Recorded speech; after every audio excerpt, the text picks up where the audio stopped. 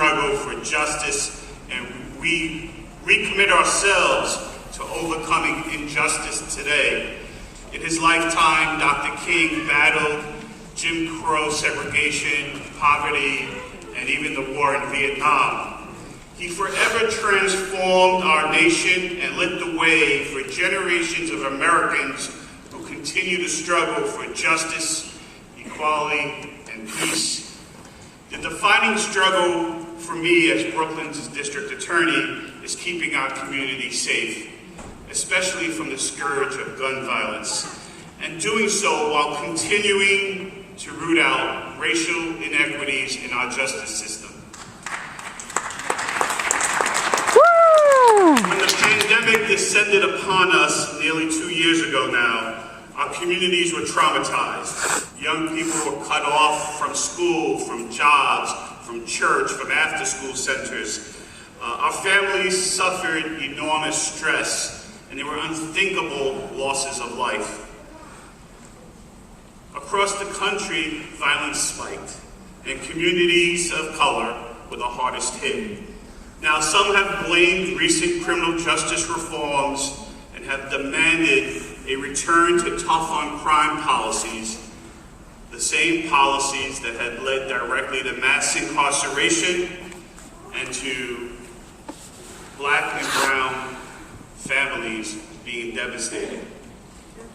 As district attorney, I can tell you that this is not the answer.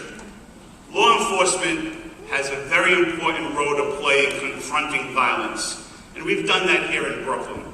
We've removed gang members from the community who were directly responsible for shootings and killings on our streets. But arrests and prosecutions are not the only solutions, or even the best solutions to end gun violence.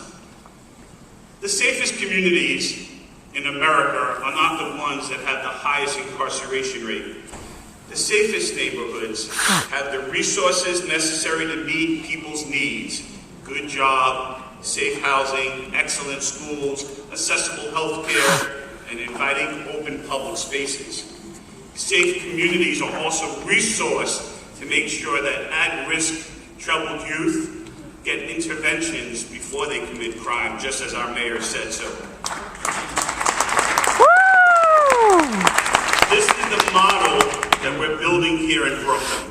We have opened and partnered with anti-violence workers and empowered community-based organizations to decide what safety and justice require in our neighborhoods.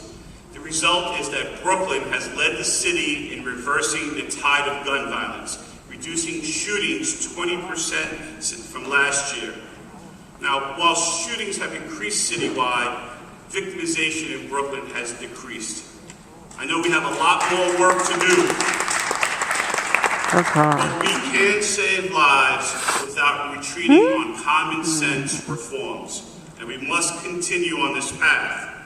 On this sacred day, as we remember and we celebrate Dr. King, let us also remember that he led a movement that was powered by people committed to change.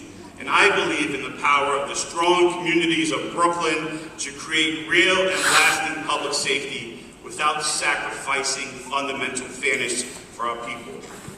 And I know that we will accomplish this together. God bless you. Happy Martin Luther King Day.